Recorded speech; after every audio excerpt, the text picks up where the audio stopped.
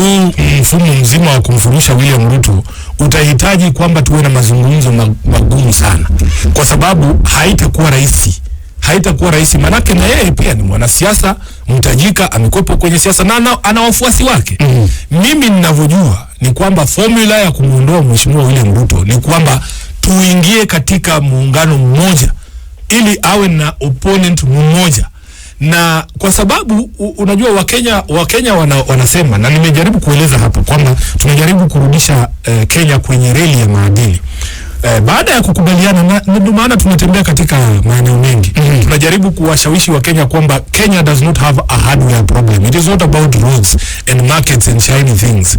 It is about values of human rights, democracy and freedom, social justice, rule of law.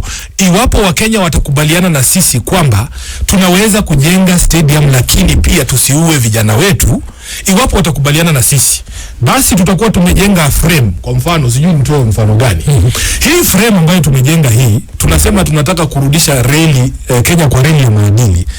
Yule ambaye atakuwa kinara ama yule atakuwa candidate wa kumtoa mheshimiwa William Ruto, hafai kufanana na Ruto hata kwa kitu kimoja. Hata mapua yako ikifanana na yake tunapata. So kama mnanielewa, lazima hayo maadili tukubaliane, kwa sababu mimi kama Sifuna niliwaambia sisi si watu wa kuchochwa. Sisi si watu wa kuingiza wa hewa ati wewe Sifuna, na nataka niwaonye wa Kenya.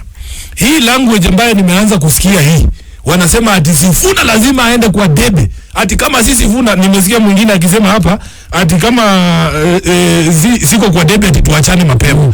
This thing is not about Sifuna bana. Tunajaribu kukomboa nchi. Mkileta haya maneno mtasambaratisha hii opportunity ambayo tuko naye kuweka historia kwamba iwapo tutakuwa na serikali ambayo haitusikizi sisi wa Kenya, tutawafurusha tuende nyumbani. Nataka ngoja nieleze boss, tafadhali msifanye hii kitu iwe juu ya Sifuna. Tunataka tujenge movement ambayo inaweza kuwa consequential, tuweze kuwa na movement ambayo inaweza kuleta mabadiliko katika Kenya hii yetu. Lakini wale ambao watapata fursa ya Wakenya waseme wewe ndio tunataka utuongoze, lazima tukubaliane wewe ni mtu aina gani. Na wakisema ni Edwin Sifuna, nakwambia wacha tupitie hiyo process, kwa sababu unajua wengine nijui. They think I am perfect. I am not perfect. I also have my flaws. We need to be tested, bro. We need everybody's history iwekwe pale. Kuulize Sifuna, tunajaribu kusema tunataka kumaliza mambo ya mauaji. Na wewe hii historia yako na mauaji itakuwaje? Tuulize hiyo swali.